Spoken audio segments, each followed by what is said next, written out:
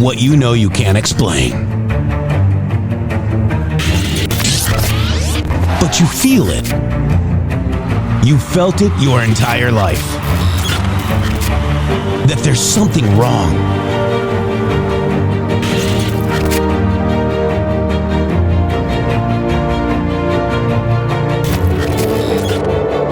You don't know what it is, but it's there.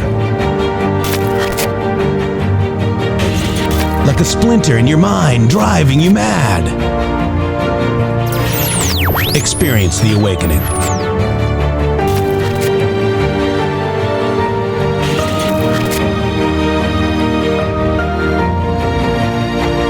Brilliant anonymous researchers.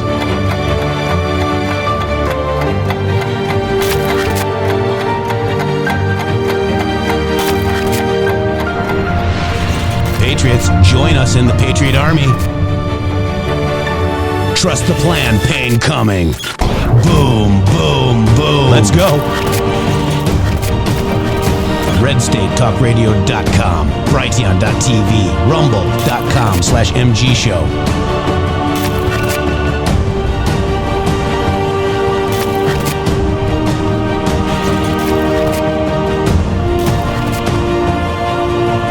The end won't be for everyone. That choice to know will be yours.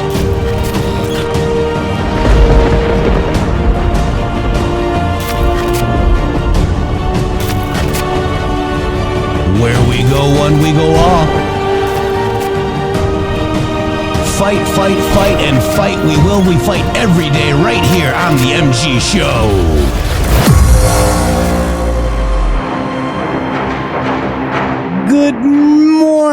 Good morning, good afternoon, good evening. Hello, friends. Day 21 of the shutdown. On day 21 of this shutdown spree, the Dems are dancing in their own debris. Borders wide open. Nah, Trump's got the wall, while Pelosi's just jet-setting from some fancy ball. Furloughed feds are binge watching Fox on the couch, tweeting MAGA forever with a beer in their pouch. No paychecks. Pfft, that's just the lib tears in a flood. Trump's building the future. We're all in his blood. Kamala's cackling about unity's end, but we're grilling Big Macs and calling her friend. Wait, no, fake news. She's hiding in DC's fog while Trump's golf game's sharper than Biden's old dog. 21 days of orange-hued might, fighting the swamp under freedom's bright light. Shutdown blues?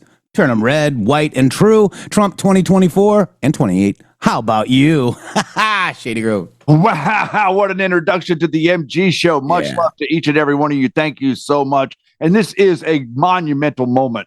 There's no other time in history where you, as an American, are going to win as much as you're going to win during this shutdown. I think they're going to continue to drag this out. This could go into November. It could go further. If it were to get past December, then you're talking about interfering with next year's election cycle and the Democrats' ability to raise money. Right now, we are seeing something so epic that not even I could have imagined, Jeff, that we could be winning so much. And at the same time, watching all of these people that pretended like they were MAGA act like we're somehow losing. Yeah, it's crazy. Speaking of winning, Shady Grove. Yeah. Thank you, G Brothers. One subscription, $5. Let's get this party started. Real Iron Eagle. Heck yeah. KX2 gifted one subscription as well, along with Sandy Star White. Thank you, Sandy. We got 4 True Freedom, one subscription, and Miss Seabear 77, $5. Fickle Futz, just for fun. Just for fun. Good morning, everybody, and afternoon, wherever you are. And hello on Facebook. Get over on Facebook. It's mgshow.link/Jeff. JEFFFB, Jeff Facebook. Guys, thank you so much. We're waiting for the Rose Garden Lunch Club, Shady Grove. Pretty funny how the Rose Garden, their symbolism of winning, is now entombed forever underneath some beautiful tile with a Mar-a-Lago style, courtyard there where they can eat and have lunch and listen to Trump play his iPad. How amazing is that? It's a beautiful stone, Jeff. It's the finest stone. I mean, it really is. It's the greatest stone. And that's an excellent point that you're making, sir, because a lot of people don't realize, this audience knows, the significance of the rose or the Rose Garden, and that the Rose Garden was built the same year that they enacted the Federal Reserve System. So this year, it just so happens to be the year that Donald Trump dug it up. He broke the altar, and then he entombed it. Yeah. And now they're effectively dancing on its grave. Today, we'll be dancing on its grave by having a luncheon. Yeah, a luncheon in the Rose Garden. The Rose Garden Club lunch, he's calling it. And, they're all reeing about Trump is destroying the White House. Oh, here we go. Oh, I know. It's never happened before in the history of mankind. No, Obama didn't build a basketball court in there, Shady. No, or Roosevelt didn't tear it down. No, Truman didn't either. No, he didn't do it. No. So, and this is on Trump's dime, guys. The U.S., the taxpayers, are not paying for it. It is a gift from President Donald J. Trump. Do you think that what's her nut, Hillary Clinton, she's like all worried about it's your house, you stole $28,000, probably more with the historical factor of these items, $28,000 worth of furniture and silverware and drapes, you skag.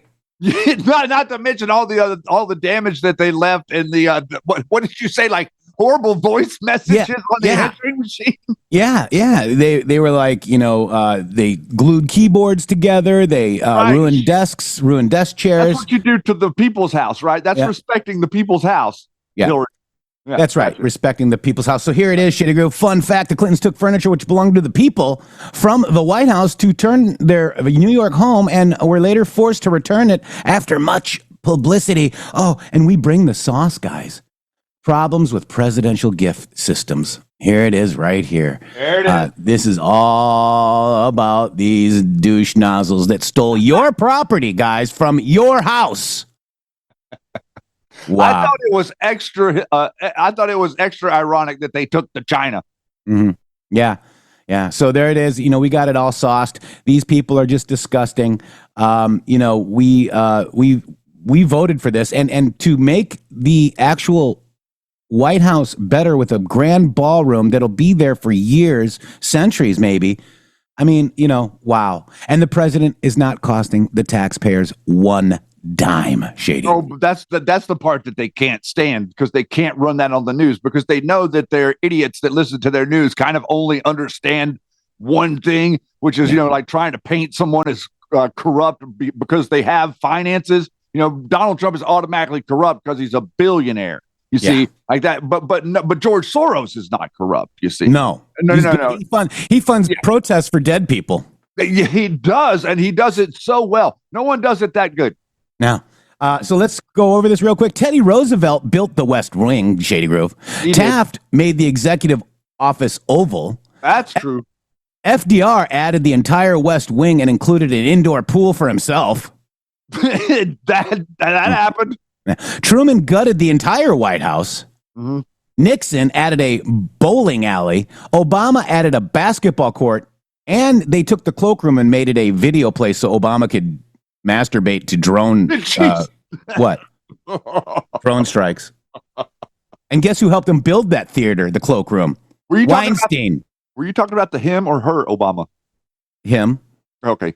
Gotcha. Trump is building a ballroom at no expense, guys. Okay. So Obama added a basketball court, and he did redo the cloakroom into a movie theater, guys. Okay. And that was done by Harvey Weinstein. Why weren't they up in arms with a pedophile? Was a rapist or whatever he is, right? Was there a her Obama? I don't think so. I don't think there was. Maybe the kids that were rented, children. Yes. The rented children. That's right. So here we are, day 21 in the shutdown, and we're looking at all the stuff that's actually happening right now. I don't know about you, but I voted for this. Check it out. Deportation numbers hitting record highs since President Trump's return to office. His administration booting more than 515,000 illegal migrants so far. 1.6 million illegals have left the country on their own, with immigration agents arresting 485,000. DHS saying that Trump is set to shatter the U.S. deportation record by the end of 2025. Yay! Did you vote for that? Press 47 if you voted for that, guys. Yes, we did. Wow. For that. I voted for that. I mean, the the level of competence. This is the dynamic that's really screwing up Democrats' talking points, is because regular, normal people that have to get up and go to work every day are seeing the president of the United States doing things competently. Like doing things the way you might do things if you were to want, like, oh, no, I'm going to build you a ballroom. You're not going to pay anything for it. That's competence. You would never see a Democrat offer something out of their own pocket. Show me an example of a Democrat ever in history of mankind taking $100 million out of their own pocket and building something that they give to you. Show it to me. I would be interested in seeing it. Yeah, exactly right, guys. And, it was funny. Jesse had a thing last night saying not a single one of them at this protest, this No King stuff, could tell them what they were protesting. They just wanted President Trump dead, guys. Yeah. That's all they wanted. It's a death cult. That's a death cult in its pure form, and it's stochastic terrorism making this happen, guys. It's not a small thing to say, dude. It's not a small thing to say. I can tell you that whenever I was a child, we lived in a world where no one in that, you can tell me if I'm wrong, there was no one that I knew anywhere that had any desire to harm a political candidate of either side. I didn't even want to. Like, look, I didn't like Joe Biden, but I didn't want to hear what these people had to say. Like, I didn't care if it was like left or right. Whenever I was young, I didn't care what any of them had to say. So now you got all these young people that are actually running around like making these motions of like Charlie Kirk took it in the neck and all this gnarly stuff that they're doing. This is a death cult. They are thirsty for blood, and they're acting, and they utilize. And you guys that understand this. This is the reason we're so hyped up and irritated about this whole Flynn thing, because they gave the left. If it were not for January the 6th, this rhetoric would not have escalated the way that it has, because all of them justify their behavior by pointing to January the 6th. Yep. January the 6th was not a bunch of Trump supporters trying to like keep Trump as the president. January the 6th was a bunch of marauding idiots who were there to make all of us look like that we are violent at our core, to make it look like MAGA is the same as the Democrats. This is the reason that it's so upsetting, and this is the reason we're going to continue to call this nonsense out here on this show, no matter who tries to censor us, Rumble. Ficklefutz says, I voted for President Trump because he doesn't ficklefutz around. He doesn't do the other F word either. Yeah, it's awesome. All right, so we're waiting for President Trump and the Rose Garden right now. We've got our eye on it, but let's just go ahead and watch a little bit of this Jesse Waters. This is amazing, guys. Check it out. How was your weekend? You probably watched football, picked pumpkins, spent time with your family. Trump spent his weekend demolishing the East Wing to make room for a big, beautiful ballroom. Vance hung out with the Marines at Camp Pendleton. Hoorah, Marines! I didn't hear you. Hoorah, Marines! Look up in the sky. It's a bird. It's a plane. It's the Secretary of War. Pete spent the weekend doing flyovers in fighter jets. It was also No King's Day.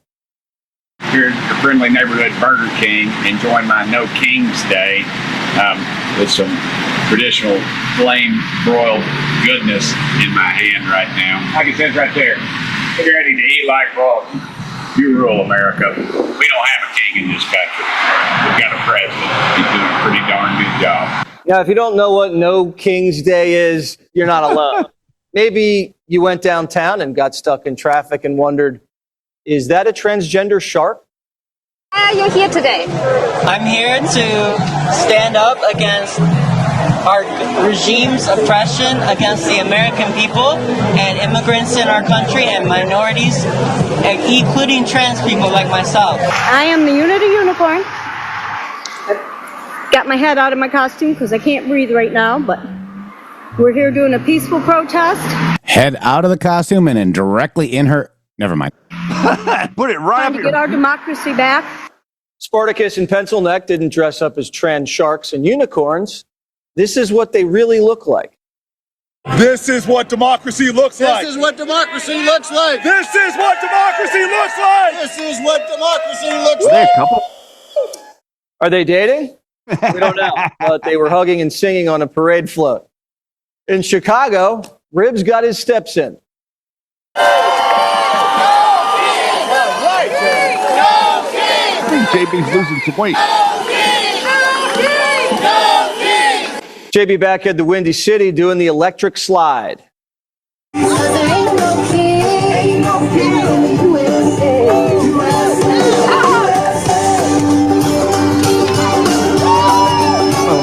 know who can't move her hips like that? Nancy. Poor thing. But she was still tearing it up. I'm going to tear up the crown.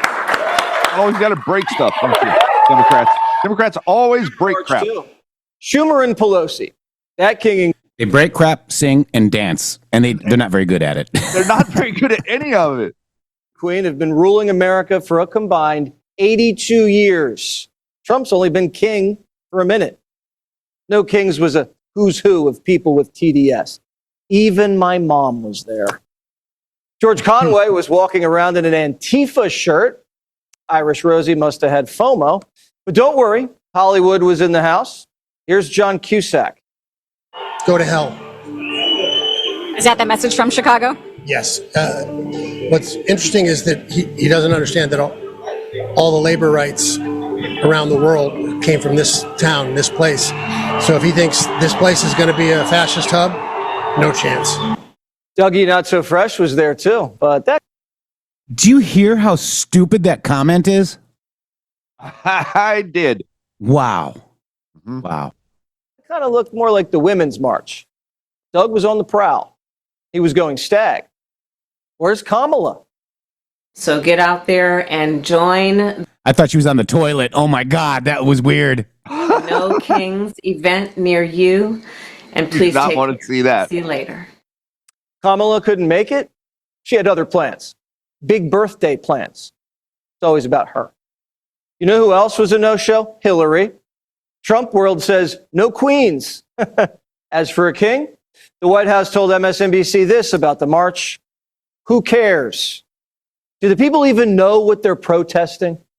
I was wondering how President Trump has put your freedom in jeopardy.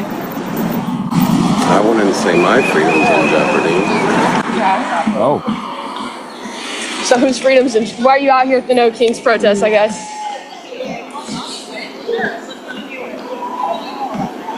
Sorry. No one really thinks Trump's king. It just seems like it because he works harder than Biden. I'm not a king. I work my ass off to make our country great. That's all it is. I'm not a king at all. If Trump was king, there'd be no march, no MSNBC calling him Nazi, and no shutdown. The funny thing is, the left actually loves the government telling them what to do, what car to drive, what shot to get, what health care to have. That almost sounds like the MG show, doesn't it, Shady? It does. Huh. During the pandemic, Democrat kings and queens told you to close your business, what to wear on your face, how far away you could stand next to someone. They told you you couldn't have grandma over for Thanksgiving, and liberals obeyed. They took away your First Amendment rights, and Democrats said, good, free speech is dangerous. They tried to take away your Second Amendment right. Democrats said, good, no one needs a rifle. There's nothing the left loves more than submitting to government power. But Robert De Niro says, if you love freedom, you're a brainwashed hick. Somewhere way out in the Midwest, somewhere out in the out west, in certain places, the rural places. That's the truth, because he gets the airtime. And I think that we need more airtime and just more push against and not. I wish that you can't do this in some ways, but that the news media could find ways to kind of ignore or tamp down nonsense from Trump. The Democrat Party rigged the primary, stole Biden's. It's just interesting that, like, just focusing on him for just a second, where he's talking about right there, because this is a significant lie that that De Niro is saying right there. There is no airtime for Donald Trump.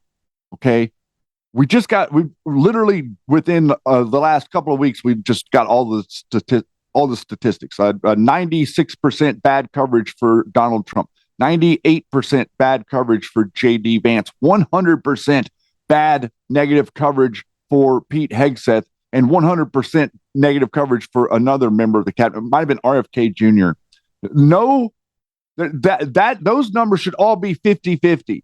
If we're living in a situation where the media is being fair, then 50% of the reporting should be criticism, and 50% of the reporting should be understanding and recognizing what it is that someone is doing that is positive or that their party agrees with. And then you have the dynamic of an argument between the Democrats think this and the Republicans think that. They've gotten away from this dynamic of being able to argue or to show you people arguing, because if they show you that, what you will see is the Democrats doing exactly what it is that you see that they're doing whenever they go out to the rally right there. Okay. So what we're all watching here unfold, what we're all seeing like happen in real time is each individual, each one of us has a responsibility to understand what's going on. And what Robert De Niro is doing right there is he's saying that, oh, Donald Trump has more airtime. Where?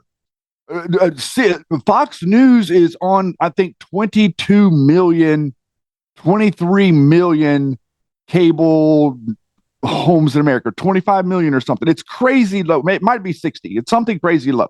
All of these other networks have complete reign in the environment. We got PBS, you got MSNBC, you got CNN, you got ABC, CBS, and NBC. All of those networks, not to mention routers or BBC, all of those are 96% negative to Trump. So what De Niro's saying there, we got to get our message out.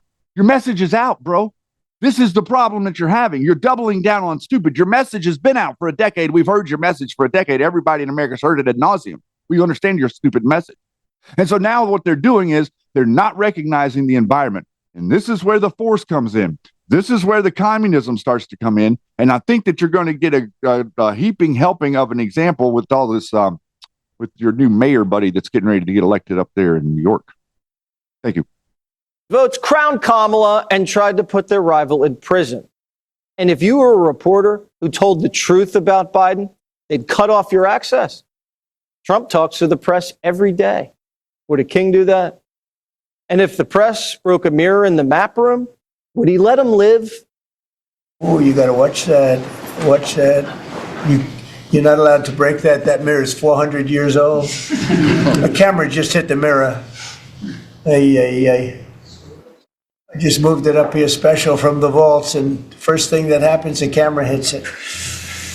Hard to believe, isn't it? Hard to believe. But these are the problems in life. 7 years of bad luck. A king would have tossed him in the gulag. Ay, ay, ay. And look what happens when they keep calling us Nazis. Who are you going to kill? Nazis. Who do you define as a Nazi? What do you mean? It's pretty... In this context, who's a Nazi? Stephen Miller's a Nazi. So you're going to kill Stephen Miller? If I had the chance, yeah, I would. Once you crack the surface at No Kings, there's a dark and violent underbelly seething with hatred.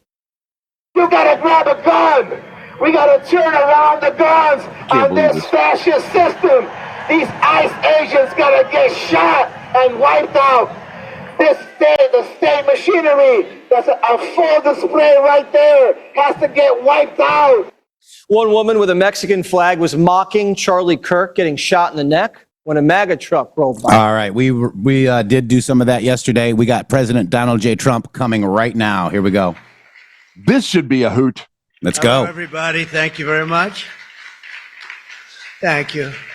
What a friendly group this is. No Democrats are here, right? Well, I want to thank everybody. This has been a labor of love. You know, we took over a building that was not properly taken care of. It just wasn't. It's a very special building, and we are taking care of it. This was grass, and when you have a news conference, and this was going on for many years, but everybody would just sink into the mud. It was extremely luxurious grass, especially when it was raining, because you'd go down about 5 inches into the mud. And when we had a press conference here, all the press standing back there, they'd be cursing me. The women would be lifting up their shoes saying, "You've destroyed my shoes. This is terrible." So we got a stone that's the exact same stone and color as the White House itself, because we wanted the friendly feeling of that light color. And it reflects the sun, and it keeps you cool even in the summer. And we've had press conferences. We finished it about a month ago. This is, as you see over here, the Presidential Walk of Fame. And we had this long wall with half windows because that used to be a swimming pool on the other side of the wall. That was the swimming pool where Jackie would say, "I hear women inside. Are women inside?" Quite a famous, I'm not saying anything, this was a part of a movie. And the Secret Service said, "No, ma'am, there's no women inside, ma'am. I'm sorry, ma'am, you're going to have to move along. But I hear women inside." "No, ma'am, you'll have to move along, ma'am." So that was the famous swimming pool. Now it's even worse. It's for the media. They covered the pool up. And now it's for the media. And I think we have a small representative group. I don't think they allowed the rest of them. I can't believe it. What happened? They're all on the other side of the wall. Can you believe it? Because this is supposed to be sort of a private event. And there is no such thing in politics as a private event. Lindsey, you learned that a long time ago, right? The great Lindsey Graham, doing fantastic. You're up 34 points, Lindsey. That's not bad, I'll tell you. It's not bad. So we did the Presidential Walk of Fame from the great George Washington all the way to, well, I think we have to rate him above me. So less than great, less than George. Somebody went up there, they say, "You're the third best president in the United States." This was on television, third best. And they said, "Who are the first two?" "George Washington and Abraham Lincoln." And I got extremely angry at this man. You know, you can't. It's going to be tough to beat, Mr. Senator. It's going to be John. It's going to be very tough to beat Washington and Lincoln, but we're going to give it a try, right? Hey, they didn't put out 8 wars, 9 coming. All right, we put out 8 wars, and the 9th is coming. Believe it or not.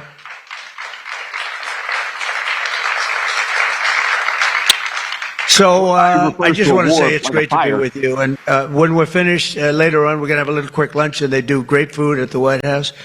And this is used sometimes for evening, where we've had some incredible people for the evening, and some of the big foreign leaders have been coming. And most excitingly, on the other side, you see the fence and the wall. We're building a world-class ballroom. You know, for 150 years, they've wanted a ballroom here. We don't have a ballroom. We have a little cocktail area, but we don't have a ballroom. The East Room, it's called, is a very small cocktail area. It holds about 88 people if it's tight.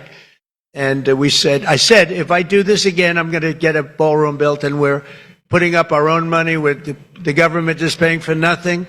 You probably hear the beautiful sound of construction to the back. You hear that sound? Oh, that's music to my ears. I love that sound. Other people don't like it. I love it, Josh. I think when I hear that sound, it reminds me of money. In this case, it reminds me of lack of money because I'm paying for it. So it's the opposite. But it's going to be one of the most beautiful ballrooms anywhere in the world, and it's going to be able to take care of tremendous things. When you have, as an example, I'm going to see President Xi in 2 weeks. I'm going over to South Korea. We're going to meet in South Korea. We're going to talk about a lot of things. They want to discuss the fact that they're paying 157% tariff. It's a little higher than they thought. And we're doing very well. I think we're going to do well in that negotiation. We've done well, as you know, with Japan, with South Korea, with Europe. The European nations got together. We made a deal. And it was all based without the tariffs. You could have never made the deal. I'll tell you what, tariffs equal national security. Remember that. Tariffs equal national security. You got to remember that. And they also equal wealth for our nation, because we've taken in hundreds of billions of dollars in a very friendly manner, given to us by nations that used to take it from us. And they used tariffs on us. We never used it on them because we were foolish, or we were led by people that weren't business people. But it really does. It equals national security. And I wouldn't have put out, I mentioned 8 wars, 9 coming. Of the 8, 5 were based solely on trade and tariffs. India, Pakistan were going at it. 2 nuclear powers, and serious nuclear. 7 planes shot down. They were ready to go, and I called them up. I said, you go to war, and we're not doing a trade deal. And they said, well, what does one thing have to do with the other? I said, it has a lot. You're nuclear powers, and if you do it, we're not doing a trade deal. And 24 hours later, they called me. We have decided not to do it. We stopped the war. We stopped a potential disaster, a nuclear disaster, because of trade. And it's been really amazing. But the tariffs have made us a wealthy country. They've given us tremendous defense. They've given us things that we can do for other countries, very positive. But again, really, it's national security, it's national defense, and they are so important. And it's incredible that presidents, for the most part, didn't know how to use them, when to use them. If you go back, you'll see some of the presidents that were the most successful were believers in tariffs. And I even see foreign countries now that we are doing very well with taking ads. Don't go with tariffs. They're taking ads. I saw an ad last night from Canada. If I was Canada, I'd take that same ad also. But they're actually on television taking ads. But I do believe that everybody's too smart for that. We have a very, very big and important case coming up. We should win the case based on the legal merit. We should also win the case based on all of the things I just said. But we're a wealthy country again. Last week, as you know, they found $31 billion. They came to see me. Sir, we found $31 billion. They said, we don't know why. I said, was this a good find or a bad find? It was a good find. It was a plus 31. We're used to finding negative 31s, right, for the last 30 years. I said, check the tariff shelf. Well, those tariffs haven't kicked in. Yes, they did. They kicked in 2 months ago. Check it. He comes back 2 hours later. Sir, you were right. We have an additional $31 billion, billion, not million, Lindsay, billion, that we just found from tariffs. They kicked in earlier than we thought. You were right. We're a wealthy nation again, and we're a nation that can be secure. We're a nation that can start paying down our debt. And with tariffs, we're the wealthiest nation ever in the history of the world. Without them, we've got to slog. We've got to slog. But remember this, other nations, including China, Japan, European nations, they used tariffs against us for many years. That's why we owe $37 trillion. That's why. But they used tariffs very successfully against us, and we had presidents that never fought it.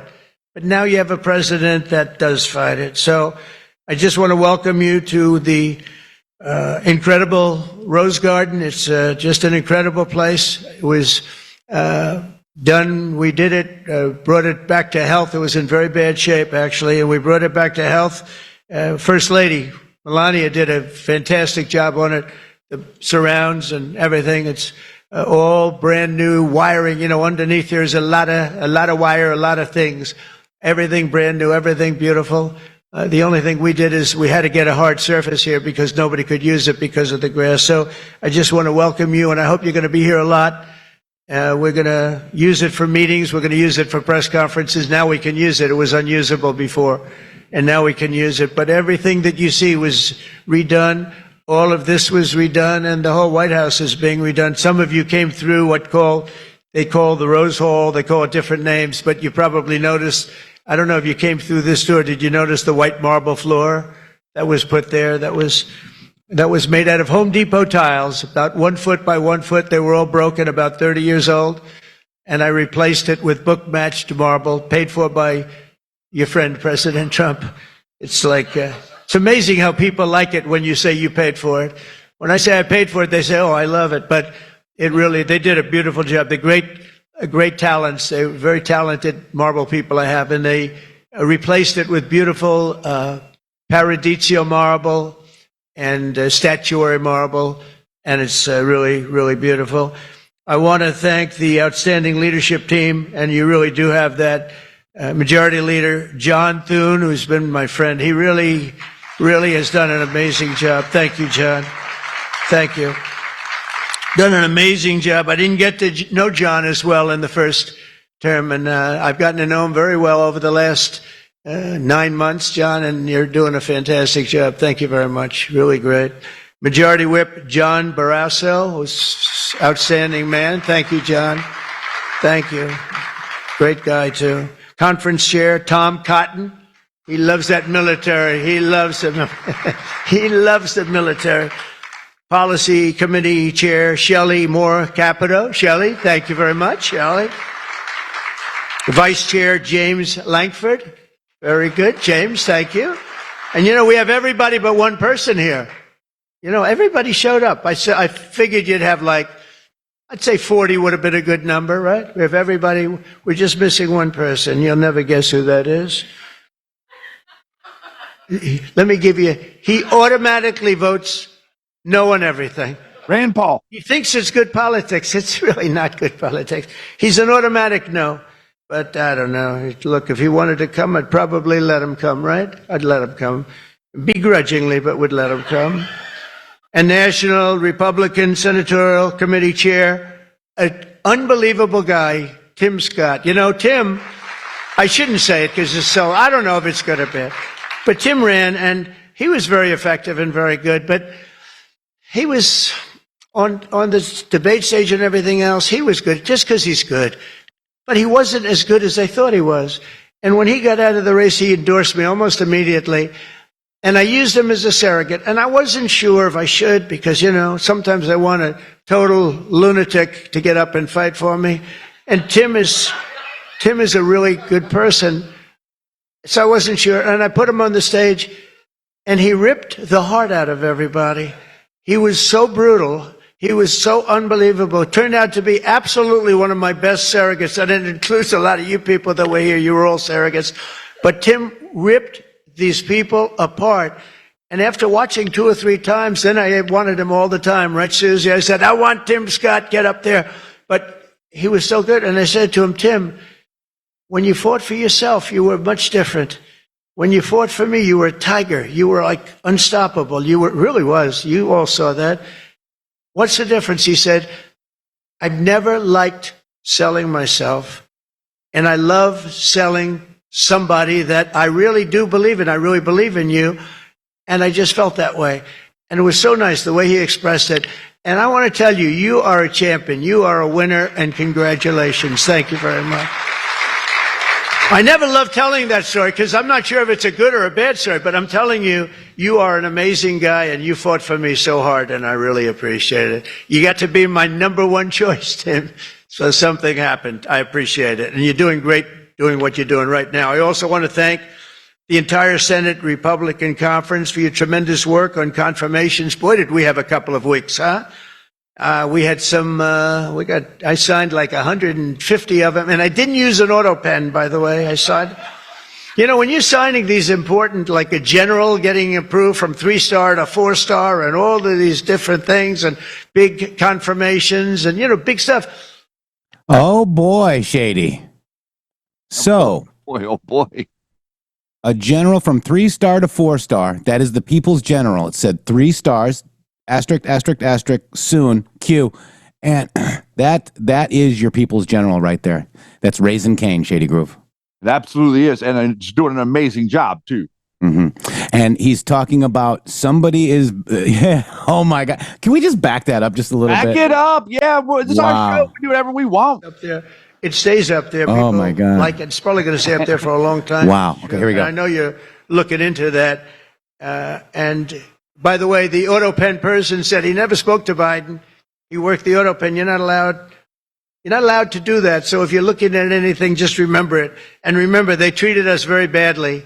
They treated us very, very badly. So I think you're allowed to just report the truth, including the confirming of my cabinet much faster than first time. I mean, we went so fast, and I give John Thune and all of you credit for that. It was amazing. All of a sudden, I was calling John, I've got to get him approved. Come on, John, because I was getting like one every 2 weeks. And you know, I had people, they left their job and they left everything, and it looked like they were, all of a sudden, it was like an avalanche. They walked in, James and James, my double James, I call them. They walk in and they had like so many of them. I said, you got to be kidding. Is this like, are you for real? Right, James? John Thune did his job, and you got them all done, and you have all those people out there working now. And instead of being very upset with the fact that we couldn't get them approved quickly, so I really appreciate it. You used a method that I wish you could use on U.S. attorneys. You know, I have 10 U.S. attorneys who are phenomenal, a Harvard, a Yale, a this, a that, all top. And the problem is they're not going to ever be confirmed, I guess. I put them in. They'll be there for 3 or 4 months, whatever it's about, and then they have to leave. Because anytime you have, as you know, anytime you have a Democrat senator, not even 2, just 1, they'll say because of the time we're in, we're not approving that person. We're not approving. They never do. They won't approve. And therefore, because of blue slip, I have to tell the person after 3 months, I'm sorry, you'll have to leave. And I put somebody else in. And I've had Democrat senators say the only one we'll ever approve is a Democrat. This is not constitutional. And I hope you can look at that blue slip thing, because I have 10 people that are phenomenal, and they're going to have to leave office. Highly educated, top of their class, everything. And they're going to have a mark on their career that they were a U.S. attorney for 3 months or 4 months, and then they had to leave. And that's so unfair. It's unfair to the public, because the public voted for me in a landslide, and I'm supposed to be picking the U.S. attorneys. And this goes for judges also, but actually more so even for the U.S. attorney with a blue slip. So I have these phenomenal people, many of them young, but truly fantastic people, and they're wondering what's going to happen in another 3, 4, 5 weeks. They're going to have to leave office. I think it's a shame, and I hope you can do something about it, because I'd like to tell those people, we put you there, and you're not going to have on your resume for the rest of your life, you were there for 4 weeks or 6 weeks, and you left like you got canned. So I hope you look at that. Very important. And after your pivotal changes to the Senate rules last month, as a result, this is what you did, the unprecedented obstruction by the Democrats. We've confirmed more than 175 public servants, people that are phenomenal, to keep posts. And that's just been over the last couple of weeks. It's an unbelievable thing what you've done, John, all of you together. So working closely with me and House majority, the Republican Senate also gave us the largest working class tax cut in American history. And you passed the Lake and Riley Act to throw illegal alien criminals out of our country. You passed the Genius Act and the Take It Down Act with the support of our wonderful First Lady. She got actual support from the other side. It was bipartisan. I think Rand didn't vote for it again, but I think it was only Rand. You had bipartisan support other than maybe Rand. But another one I'm going to ask you to vote for, and it's in the House now, and I hear it's doing well in the House, James. It's Kate's Law. A young lady named Kate Steinle, I remember it so well, probably 8 or 10 years ago now in San Francisco. She was holding hands with her father on the San Francisco pier, looking out into the water. It's beautiful. Everything was beautiful, but the person wasn't beautiful that did this. And this was an illegal alien that came into our country 5 times, was thrown out 4 or 5 times, I don't even know, but a lot, and came back and shot her through the head. And she went down and she looked at her father, Daddy, something happened, and she immediately passed away in his arm. And I mean, you can imagine. It was so sad, such a beautiful, beautiful, beautiful person. Father was destroyed, virtually destroyed. And they they wanted to pass what they call Kate's Law, and it's now again in Congress, and I hear we're going to get it passed in Congress, and when it gets up to the Senate, I hope you guys can pass it. And basically, very simply, it says that if you're an illegal alien and you come in and you get thrown out, if you come back and get caught, you have to spend 10 years in jail. Very simple. Very simple. If they would have had that, Kate Steinle would be alive today. That was a big event at the time. If you remember Bill O'Reilly, for those of you that like Bill, I think I like Bill, but he was the one, he devoted his life to that law, trying to get it passed. I think it's time that we pass it so that if you get taken out of the country and you come back illegally, knowing that this law is in existence, you go to jail for a 10-year period, and it's going to keep the repeat offenders from coming in. It's going to really keep them from coming in. Senate Republicans have already voted 11 times to get our government back and open for business. We have record business. We're going to be, I think, by the time I hit month number 12, I think we're going to have $20 trillion of investment. We're over 17 right now. As an example, President Biden had less than $1 trillion for 4 years. We're going to have $20 trillion in less than 12 months, and we're over 17 trillion right now. So It's the largest. It's the largest amount in our country by far, by many times. That's in our country. But here's the one. It's the largest amount in the history of the world. There's never been a country that's had anywhere near 17, or it will be 20, and it's going up fast. A lot of it's because of tariffs, because they're coming in because they don't want to pay tariffs. In other words, they make their product in a certain country, and they used to just send it in here, and there was no charge, absolutely. Now, if they have to pay a 20%, 30%, 50%, 100%, or 2% tariff, they say, well, it's better if I build my plant in the United States. It always amazed me I did this first term. We had the greatest economy in the history of our country in first term. We had COVID, and we did a good job with that. That was a curse for every country in the world. It was terrible, but we had the greatest economy we ever had. But if you remember, I started the tariffs, but I held it off because it wouldn't have exactly been good at the time to tell France, you know what they were going through, you know what Spain was going through and Italy was going through, that, by the way, we're going to charge you tariffs. But I had started the process. We were going, the country was doing good. And I took in hundreds of billions of dollars from China. I put the full tariffs on China. Biden left the tariffs because he couldn't, it was too much money, but they gave so many exceptions that they were essentially meaningless. In other words, here's the tariffs, but you don't have to pay if you look at somebody the wrong way. You don't have to pay. So they didn't pay very much. But with me, they were paying hundreds of billions of dollars. And again, I have a great relationship with President Xi. I expect to be able to make a good deal with him. And I want him to make a good deal for China, but it's got to be fair. For years, they were making $500, $600, $700 billion, $700 billion, and we'd be making nothing. It was a one-sided. Honestly, we built their military. We built China's military with the money that we lost for so many years getting ripped off. So now we're going to have a fair deal. I think we're going to have a very successful meeting. Certainly, there are a lot of people that are waiting for it. Maybe it won't happen.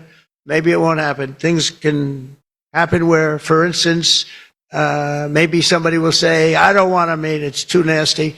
But it's really not nasty, it's just business. And we're gonna do a good job representing you people and representing the people of our country.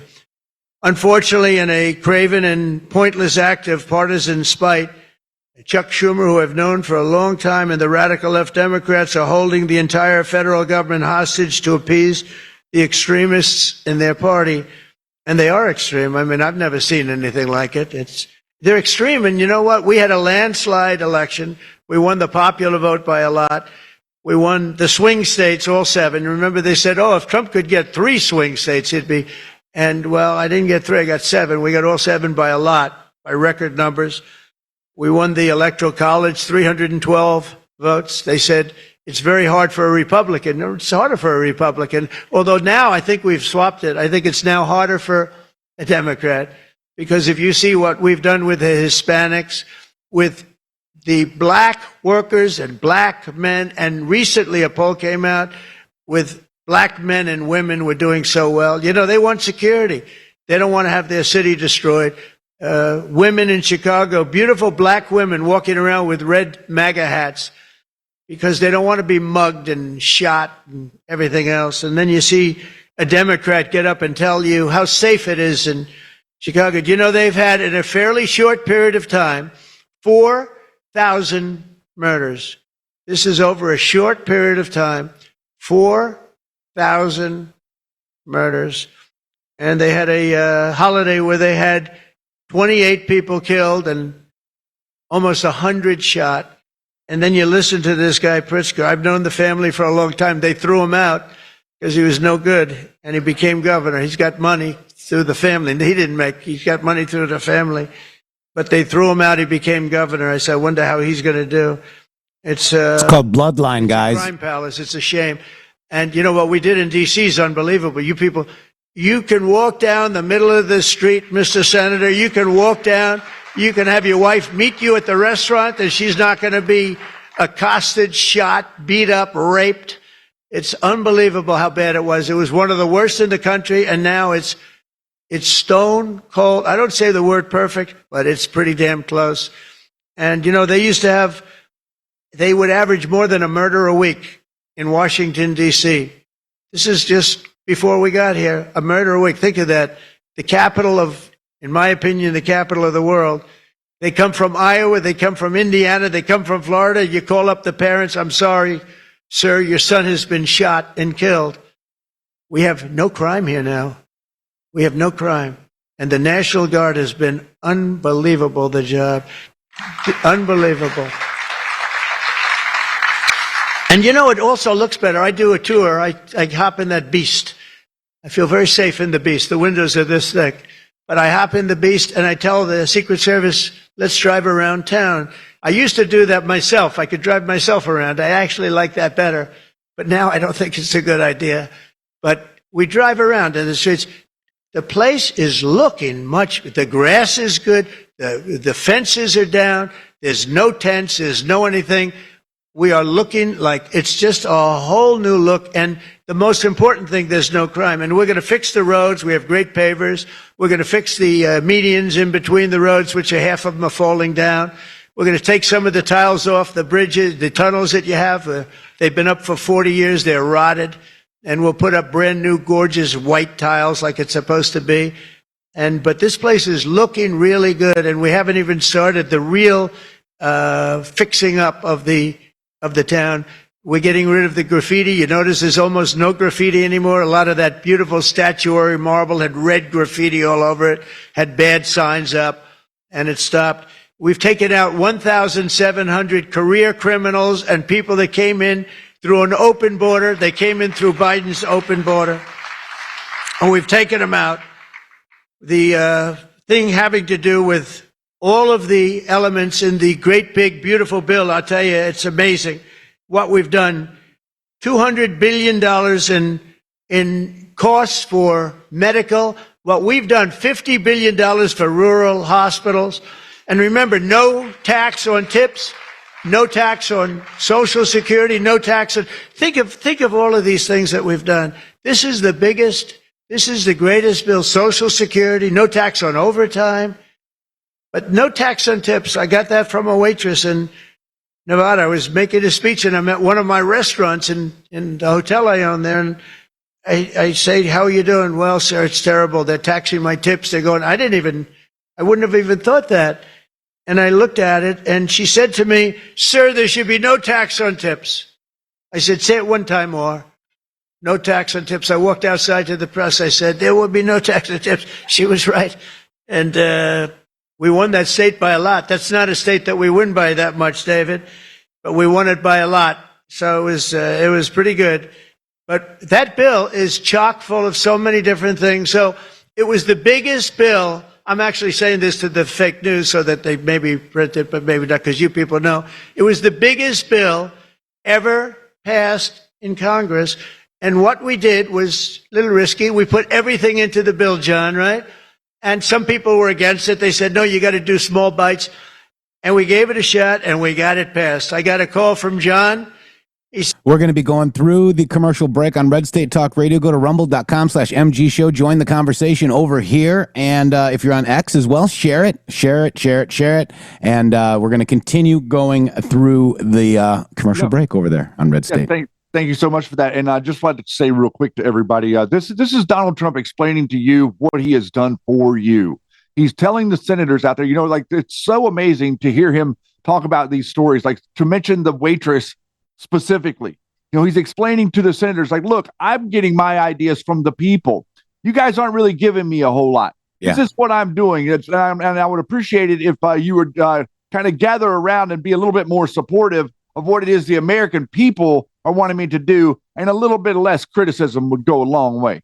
That's right. You know, and, you know, he does. He speaks to us daily through his True Social posts. And, you know, we understand, learn to read the map. Coincidences, a lot of coincidences. He said 3 to 4 star general, 34. He said 34 earlier for Lindsey Graham. That Q Post 34 is impressive. If you guys want to go read it. But this is happening, guys. And, you know, we learned to read the map, guys. We learned to read the map, and what that means is that we understood how things were going to function in America again. We understood that by the book meant by the book. We understood that an investigation is an investigation. It's not just a way to get back at your political enemies. And also, the left is trying to say that people in Memphis aren't saying that they are excited about the National Guard being there. That's not true. You can go yourself and look. These are not fake videos. These are people that have been living under the oppression of crime in their cities for over 2 to 3 decades that are seeing the light of day and expressing it on social media. But the mainstream media sees that and they start attacking those people. They're attacking those people that are making videos on TikTok and trying to figure out who they are so that they can prove that they're liars, guys. That is not what the media is supposed to do. The media is supposed to report what the people are saying from the street, not go attack them for saying it. That's right. Land of Hoy, so many 17s today. Hoy, yeah. Can I get one? 17. Hoy, yeah. There you go. And by the book, says Sandy Starr. Thank you so much. Back to our president, my president, your president, and still the president after No King's Day, President Donald J. Trump. Trump 2028? Yeah. Said it was 3 o'clock in the morning. Sir, we have 4 hard no's. Could you please call him? I say, what time is it, John? It's 4 o'clock in the morning, sir. So I call up. One of you is sitting right here. I said, Jim, could I say hello to you? It's 4 o'clock in the morning, right? He said, sir, you have my vote. I said, wow. Then I called up another person. I'll use fictitious names. Doug, could I get your vote? You've got it, sir. Then I called up another one. How about Josh? Could I have your vote, Josh? Because I like Josh. And Josh, who can be very difficult, said, sir, you have my vote. His wife was screaming at him on the other side. Sir, you have my vote. But I called people, and they weren't really hard-nosed. They wanted a little attention, unfortunately, at 4 in the morning. Sometimes I like the ones that don't like the attention, but we'll take it anywhere we can. And we got it passed, right, John? And nobody thought that could happen because you have a small majority. And in the House, how about in the House? We had a majority of 3. We actually went down after that for a period of about 2 months. We went down to a majority in the House of 1. And I kept saying, you know, because I'll tell you, Mike Johnson's great. The team, these 2 teams, did you ever see 2 people more different? One's tall, one's slightly less tall. We want to be polite. They are very different people, but they're the same in terms of talent. They did the 2 guys, and they get along incredibly well. We all do. We get along great. But we passed a bill. We don't need to pass any more bills. We got everything in that bill. There's nothing else we have to put. We got the largest tax cuts in history. We got the extension of the Trump tax cuts. We got all of these things. And, you know, remember, they lie. They will look at I saw it the other day, they were talking about, I call it the great big beautiful bill, but that's what it is, the great big beautiful, the biggest bill ever passed. And what they say, they make up stories. And I saw they were interviewing a senator, and they said, well, what's wrong with their bill? He didn't know what to say, because there's nothing he could say. It covers everything. He said, death. It brings death. Now, if I'm a regular person and I hear that, I say, oh, that's terrible. But it's just the opposite. It brings life. It brings Medicaid, Medicare, Social Security. It secures all those things. And they just are so bad. You know, they said death. It was like death. And there's nothing about death. Theirs is death. Because they're going to lose Medicaid. They're going to lose Social Security. They're going to lose Medicare. All of those things are going to be gone because the whole country would be bankrupt and you're not going to have any kind of medical insurance. So with us, it's the opposite. And it's a great bill. We don't need any more. And I want to just say from the beginning, our message has been very simple. We will not be extorted on this crazy plot of theirs. They've never done this before. Nobody has. You always vote for an extension.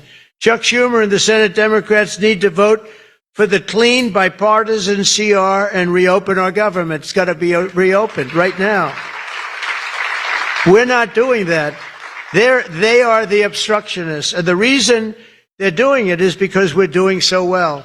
We're doing well all over the world. We're doing well with the close to $20 trillion that I just told you about. It will be that number, but even if you take it down to over 17, That's a guarantee.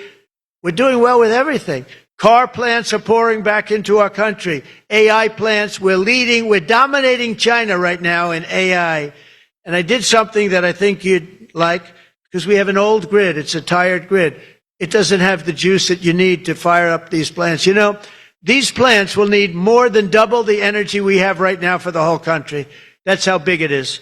And we can't do that. There's no way we can do that. China's building right now 52 power stations. But I did something better. I'm letting everybody build their own power plant, so they'll become like an electric utility in addition to AI. But if they want to build their own plant and we get their approvals within less than a month, it used to take 5 years prior to rejection. Sometimes a guy in Louisiana, they had one that took 12 years and then they got rejected. I got it approved in 2 weeks when I got into office. That was the first term. And the plant is up now, and it's been a great thing for the state. I did it twice, actually. I got 2 of them that were dead after 12 years, and I got them approved, both of them, in less than a week. And that's what we're doing. Lee Zeldin, by the way, is doing a phenomenal job, Environmental Commission, I have to tell you. He knows that we have to get them fast, and we're getting them fast. So we're leading China in the AI race by a lot. Under Biden, Democrats voted 13 times for continuing resolutions to keep the government open. And all we want is simply to ask them to do it once again. They always voted for it. They never voted against it. Nobody votes against it. But they do that, and they do. It's partially my fault. I mean, I'm watching you, and I'm looking at all these great faces that I've seen, really great people. I think with few exceptions, a couple of you I don't like that much, but with few exceptions, great people. And you look at what they do, and you look at the game they play, and it's a horrible game. And, you know, we have the hottest country ever. This is the hottest country anywhere in the world. And I say this, I'm sure you've heard me say it, but I was over in the Middle East, and the King of Saudi Arabia and others also said essentially the same thing. They said, you know, President, a year and a half ago, your country was dead. We never thought we'd see this. And right now, you have the hottest country anywhere in the world. We do. We have the hottest country anywhere in the world, which tells you about leadership, and that includes your leadership. So as you know, my door is always open to anyone. It's not like that AOC. How about her, where she said, she's talking about having rebellions and everything. She said, well, my door is always open. But she's not the leader. I'm sure the leaders felt very nicely about when she said her door is open. Who the hell wants to go into her door anyway? She doesn't know what the hell she's talking about. She's the one that started. You know, I remember, I'll never forget, she never took a course on the environment. And I watched her one day, and she was on television. She said, yes, our planet will be dead within 12 years. That was a long time ago. Our planet was supposed to be dead. Remember the 12-year theory? We were environmentally dead. Now, these people, they've got an agenda that nobody quite understands. The good news is they don't understand it either. They really have no idea. But the people do. The people understand. We're giving you the biggest tax cuts in history. All of these things, it all adds up that we should do fantastically well in the midterm. The only thing wrong with the midterms is that statistically, when you look, a president gets elected, and for some reason, and nobody, even the great John Thune, cannot explain to me, for some reason, even if he's a reasonably good president, and we've had success like nobody, but for some reason, you lose the midterms. I don't know why. I mean, the odds are tremendously against, like 92% or something. It doesn't make sense. If you have a great presidency, it only makes sense that you win the midterm. So there should be no reason for it. Somebody's going to explain there might be some dark, deep psychological reason where they want to vote the opposite way. I don't know what it is, but we have to win the midterms. Otherwise, all of the things that we've done, so many of them are going to be taken away by the radical left lunatics. I mean, we're going to end up with a communist mayor in New York. Can you believe it? A communist. Remember, I would always say, we will not have a socialist elected in our country. Remember, I'd say that all the time. And I was right. We skipped socialists. We got a communist elected. So I didn't tell a lie. I didn't tell a lie. I was right. We'll have a communist, not a socialist. But we've already seen the impacts of the dangerous game that they're playing. Democrats are causing delays in our air traffic control system. So important. We wouldn't have had, you know, there's Pete Buttigieg. He spent billions of dollars on fixing the air traffic control that used copper wire going into glass wire. Any union electrician here or any non-union electrician would say you can't hook copper into glass. It doesn't work. They spent billions of dollars. They turned on the system, and it was stone cold blank. We're getting a brand new system. We have bids out now. We have 3 great companies bidding. And I want one bid. Sean Duffy's doing terrifically. I want one bid. I want just bid, and they're responsible for everything. Not where they had like 1,000 contractors. Every contractor, they're all running around. In the end, if one of them does a bad job, we want to be able to blame somebody, and it's going to be one of the very big companies because there's a lot of interest in it. So the air traffic control system is going to be rebuilt. Over 1 million federal workers right now, as you know, are going unpaid. That's the Democrats' fault. And children, tourists unable to visit the museums in Washington, D.C., that we now have beautiful, safe streets, but we don't have the museums open. We should probably just open them. But we are doing things that nobody's ever done, nobody's ever seen.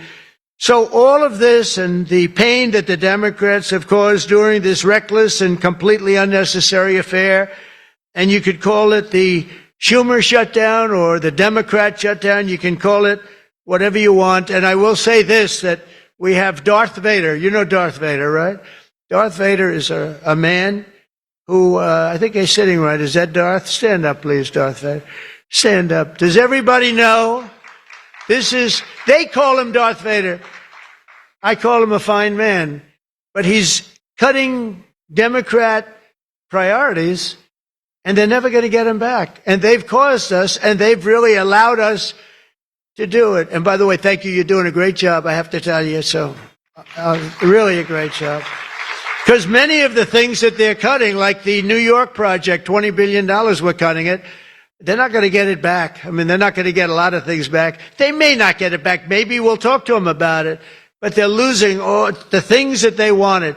But many of the things that they wanted are things that we don't want.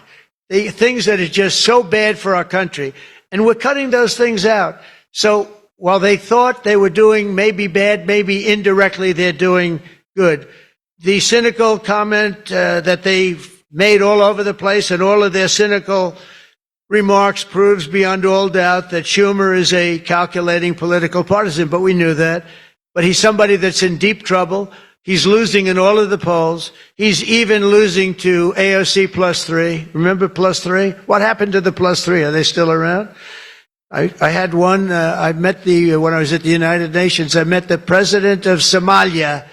And I said, I have somebody I'd like to give back to you. He said, no, thanks. We don't want her.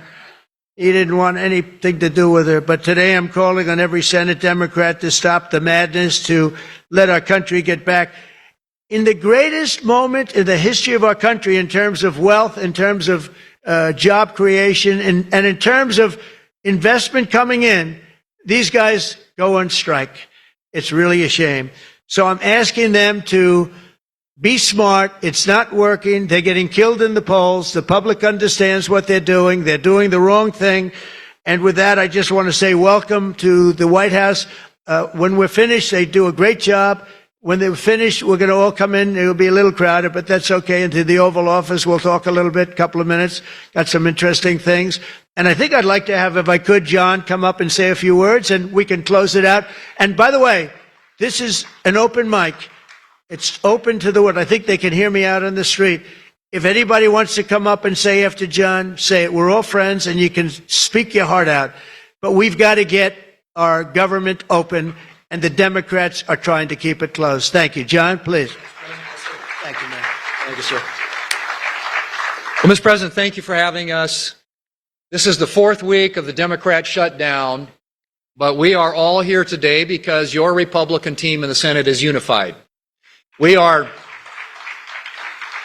is now the longest full shutdown in history, but everybody here has voted now 11 different times to open up the government, and we are going to keep voting to open up the government, and eventually the Democrats, hopefully sooner or later, are going to come around. But Mr. President, your agenda is the right one for this country. This is your team. We are your partners in achieving and implementing the agenda that you campaigned on and the American people voted for. And you just mentioned it has been a series of promises made and promises kept, whether it's national security, whether it's the border, whether it's the economy, taxes, regulations, energy, Trump newborn accounts, school choice. You look at what we've accomplished so far. It is a remarkable, remarkable team and a record of accomplishment that can't be matched. And I would argue, at least in my time here, but perhaps in all of history. So thank you for your leadership, and we will continue to be good partners and work with you to get the work done for the American people. And let's hope that the Democrats get wise and starting perhaps even today, vote to reopen the government so we can get back to work for the American people. Mr. President, thank you for having us at your home. You have beautiful homes, and thank you for everything you're doing to make this such a beautiful place. This is America's house. We're delighted to be here. Thank you.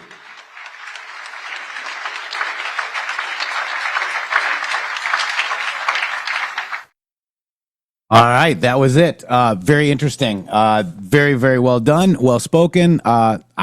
Beautiful home. Shady Groove. Wow. I mean, I'm just kind of trying to take all of it in, like he's really like this environment that he's created. He's effectively created an environment where we can have a different type of dialogue in this country, where we can talk back and forth. I really like the way that he's structuring the conversation for all of us. Like, we're 9 months into this, and we have been we're so accustomed to depravity in government. We're so accustomed to things not working. We're so accustomed to the wrong people doing the wrong things every single time. And whenever we're starting to see the right people do the right things, it's very hard to understand. It's very hard to see.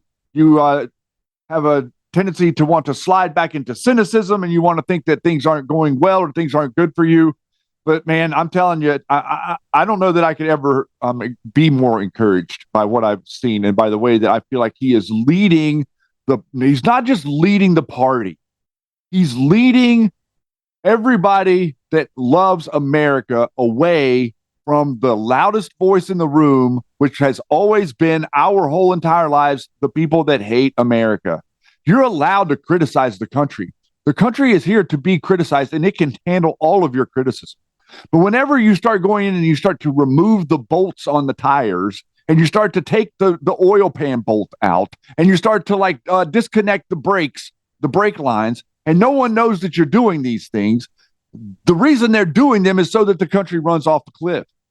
Donald Trump is fixing the bolts. He's putting the brake lines back on. He's actually putting a little bit of paint on the underneath of the car to make sure it doesn't rust. You see, like that's what we've been missing in this country our whole adult lives. And it's kind of hard to orient your mind to recognize what we're seeing because of all of the naysayers that are on our side, acting like he's controlled by Israel, or he's afraid of the Epstein file. If you think that this man is afraid of anything, I'm afraid that you might be the one that needs a little bit of mental help. Yeah. Shady, I just real quick, something big just broke about 46 minutes ago. How do you get into, what is it, evidence? How do you get evidence entered in, right? Wasn't there like a post like that, Shady Groove? Yeah. How do you enter evidence into a case organically or legally? Yeah. Yeah. Maybe inject might be the word to get you there. So, John Brennan lied to Congress. Oh, so is that how we get stuff to prosecute legally? Wow. Today we referred him to the Department of Justice for criminal prosecution. Read the full referral here, Shady. John Brennan treason, John Brennan treason, John Brennan treason, John Brennan treason. That's all I got to say. Shady, look at that. Wow, look at that. How do you introduce evidence? Well, you get him to sit in front of the Department of Justice. Let me see. Here it is right here. He lied to Congress, guys. You get him to sit in front of Congress, talk. He lied. And now, guess what? He falsely denied that the CIA relied on discredited Steele dossier in drafting the post-election intelligence community assessment. Guys, this is the full referral. Let's go look at it, Shady Groove. Wow. There's only 6 pages, Shady. That's it? Yeah. Wow. Because of the extensive nature of what it was that he actually lied about. I mean, we've talked about this on this show so many times. And I mean, I'm sure Brennan isn't in the Q posts, right, Shady Grove? If you want to get, I can tell you the numbers to the post that you were talking about. I've got it 1181 and 1180. I'm just showing you that there's 42, and that's not with the JB either, right? There's ones that are just JB. Yep. So 42, guys. Which one do you want to go to? 1180, 1181 are the two that you were just referencing about how do you legally make public use as evidence. Gotcha. 1181 and 1181. Comma. All right. Oops, I did 1180, 1180. Director's, I really enjoy the show. Okay. Here it is. Okay. We have everything. How can we use what we know? How do you legally inject, make public, use as evidence? What are you witnessing unfold? Trust the plan. So this is about Rudy, New York City, relationships high, insurance file. Quiet until now. Join POTUS's legal team. Direct discussions available now with Mueller. Enjoy the show. They never thought she would lose. Careless. We have everything. How can we use what we know? How do you legally inject? This is it right here. So they're now it's in the hands of the DOJ, Shady. This is the criminal referral. We write to refer significant evidence to former director of the CIA, John Brennan, knowingly. I'm sure there's no knowingly posts either, Shady. Made false statements during his transcribed interview before the Committee on the Judiciary on May 11, 2023. While testifying, Brennan made numerous willfully and intentionally false statements of material fact contradicted by the record established by the House Permanent Select Committee on Intelligence and the CIA. Under US 18 USC code, US code 1001, a witness commits a crime if he knowingly and willfully. Knowingly, Shady. How many knowinglys are there? Let's go look. There's at least knowingly. 41. Memo. Knowingly false intel. Knowingly, guys. Knowingly. Meaning that they understood that this was fake information from the very beginning. Before the first FISA warrant was sought, before the first investigation was made legal, they were instructed to do this by Barack Obama so that they could undermine Donald Trump's presidency. They're still doing this exact same thing today. Everything that you saw, this No Kings thing that happened over the weekend, are these same people doing the same thing, trying to prevent you from ever figuring it out. Knowingly, Shady. Wow. And then that other one, there's the one, the class 1 through 99. Oh my God, there's so many in here. I mean, it's all here, Shady. This is, knowingly. Why? How do we get knowingly? Knowingly, right here. Okay, you commit a crime if you knowingly and willfully makes any material false statement or representation with respect to any investigation or review conducted pursuant to the authority of any committee of the Congress. Congress cannot perform its oversight function if witnesses who appear before its committees do not provide truthful testimony. Right, Charles Flynn? Making false statements before Congress is a crime that undermines the integrity of the committee's constitutional duty to conduct oversight. Brennan falsely denied that the CIA relied on the discredited Steele dossier in drafting of the post-election intelligence community assessment. Okay, look at this. Here it is. It's all right here in black and white. Knowingly lied. Knowingly and willfully lied. Count 2. Brennan falsely testified when he told committee at the CIA opposed including the Steele dossier in the ICA. Oh, knowingly lied, Shady. Look at this. It's all well documented right here. Brennan also provides false testimony during the HPSCI hearing in 2017. Brennan testified at an open hearing entitled Russian Active Measures during the 2016 election campaign. During that hearing, Brennan falsely asserted that the Steele dossier was not in any way used as basis for the intelligence community assessment that was done. He lied. Knowingly, Shady. He knowingly lied.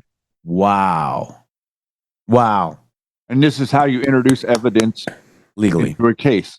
Yes. Get it started. The people's house, coming from the people's house to say that we are recommending this for indictment. This indictment or this case would open up all the way back to before 2000 with this guy. Wow. The systemic nature of the communist roots of what it is that you're looking at You would not believe, if it were laid out in front of you, how communist these people are. They are communists because they're willing to do things like stand back and allow the operation of 9/11 to happen.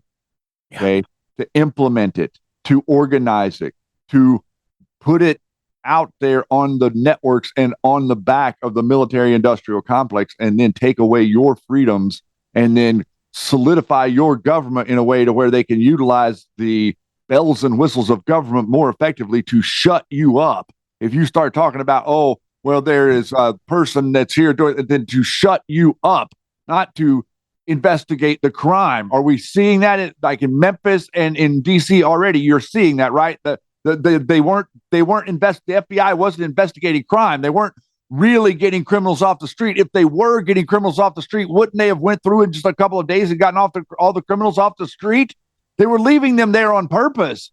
That's part of the reason that we needed Q, was to reorganize people's minds to understand, number one, that your law and order that should be law and order isn't law and order. It's going against you. And once you turn it back into law and order, you're going to have to support law and order again, no matter how cynical you are about the past law and order. Okay. That's a very confusing thing to navigate for all of an obstacle course, if you will. That's not easy. Well, we learned to read the map, so we're a little more like conditioned to figure this out. Think through it. Yeah, to think through it, right?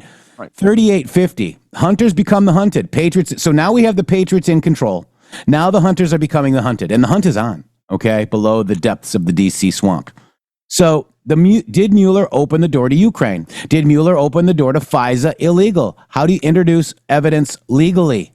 Did impeachment provide a platform to discuss findings of Ukraine? How do you introduce evidence legally? Did impeachment harm or help POTUS public? How do you introduce Democrats' high crime corruption to the public? Why didn't POTUS remove Hussein holdovers from the National Security Council? How do you really believe that POTUS and team trusted Hussein holdovers? Who was fired in 23 days? Who was a Hussein holdover? Yeah. To remain with the administration and work to enact President of the United States' agenda without bias or confrontation. How do you awaken the induced coma, public fake news control from their long sleep, sometimes allowing your enemies to openly attack, ... Logical thinking. Q. There's so many different ones here, like looking through the knowingly ones. Wow. How much was McCain Institute paid to peddle the Steele dossier? Mm-hmm. What is the going rate for a United States senator to knowingly push false, unverified intel to the FBI? So, look at this. Look at how this works. You would have a senator who would, somebody would hand the senator information somewhere else. The senator would call up the FBI. The senator walks into the FBI and presents this information. And then all of a sudden the FBI pretends like they're helping the senator out, and they're working against a political candidate that's in the party they both claim to be associated with. So the news media says, oh, well, it's the Republicans. The Republicans are investigating the Republicans. Donald Trump should just let this all play out. And then you had Lindsey Graham and everyone, oh, let it all play out, because they thought it was going to play out differently. So this basically right now is a delta today, okay? 1021 Q reposted this. We've got the guardians of the pedophiles. Did you see that there's this one guy that's an unacting pedophile attracted person? They're trying to normalize that right now. The guardians of the pedophiles. They are panicking in DC, and we're talking about FISA-gate, aren't we? We are. Wow. Knowingly. Knowingly is all of this. Knowingly has to do with the rubber bullet implants needing water also. Yeah. You didn't think we highlighted Epstein for no reason, did you? Those who were once protected are no longer. Timing is everything. Hunters become prey. Q. Wow. The Great Awakening, guys. Sometimes you can't tell the public the truth. You must show them. Only then will people find the will to change. Crimes against children unite all humanity. Cross party lines. Difficult truths. If what was going on in our country were a real movement, if what you saw over the weekend were real, it wouldn't cost $300 million. I just want to make this point for you to understand. It doesn't really matter who got paid. It doesn't matter who did it for pay. What matters is the idea that in all, it cost the system that we can tell around $300 million to pull that off. If they were actually concerned about having a king, wouldn't they do it for free? Why do they need to be paid? Why does there need to be $300 million to organize people, to send people out into the street? And exactly what is it? Where did the $300 million go? I don't see $300 million worth of signs. Signs are very cheap. They're inexpensive. There wasn't $300 million worth of t-shirts, and there wasn't $300 million worth of costumes that were purchased. What is the money for? Think about how far $300 million goes whenever it's being dispersed at $10 an hour. Yep, that's true, man. And this is live. This is actual footage, dude. Check this out. Oh my God. No kings. 86-47. 86-47. Same here. 86-47. 86-47. Hold on. 86-47. Cut your wee-wees and tatas off. 86-47. Bring out your dead. They did, Shady Groove. There it is. Cut your wee-wee. Mm-hmm. The greatest thing was, did you see that there was a No Kings rally in London? Yes, outside but they forget to tell you that it was outside the U.S. Embassy. It's like, excuse me, guys. Did you ever protest your king? You actually have a king. There was a No Kings protest in Canada. Did you guys protest King Charles? Do you protest your real king? You have a king, and you're protesting saying no kings, complaining about America's president. Think about that just for a second. Like, that's real. Not making that up, not exaggerating. They literally have no desire whatsoever to protest their own king, who is actually like implementing DEI, globalist systems, charging them for carbon credits. Gas is like $12 a gallon. They don't care about any of that. They care about you having a king. How interesting. Yep. Pretty interesting. It is interesting, and it's, again, we've got the full list as well, Shady Groove, of all these people that you were talking about. A Jewish voice for peace. Look at the Jewish people that are American Atheist, American Civil Unions Union Foundation. Let me see if I can make it. I can't. No, it won't let me. No, it jumps to conclusion. It's squirrely. My gosh, I tell you. Keep that thing steady. Whoa, look at me now. Whoa. Now watch you go. Okay, there we go. If you get it to look, Jack Citarelli. There was 2 posts on General Flynn who went against Jack Citarelli. Remember that, Shady? Yeah, but the guy that General Flynn supported would have lost his ass in the primary. I think that's what they wanted, Shady. I think he might be onto something. Whew. All right, so there's a lot going on, and President Trump thanks the FBI for doing such a great job as well. This is huge, guys. The Ninth Circuit Court of Appeals rules Trump can deploy the National Guard to Portland. And he did. And yet his nose is clear. And yes, it is. It's very clear. It's jalapeno nose. Mm-hmm. Jalapeno nose. So yeah, so then we had JD Vance actually go to Israel, Shady Groove, I guess on a moment's notice. They don't know what the F they're doing, Shady. Yeah, and whatever the graphic you were trying to show, the significant thing about that graph is the number of Jewish organizations that are donating and supporting a jihadi for mayor in New York. The guy he's like communist, Islamic, and jihadi. Like you cannot get. What are you guys trying to do? You're just trying to virtue signal yourself into the sea? Like, what is going on? Yeah. Like, how in the world can all these Jewish organizations, and then a number of these Jewish organizations screaming and yelling that, all this stuff is wrong with Jewish people.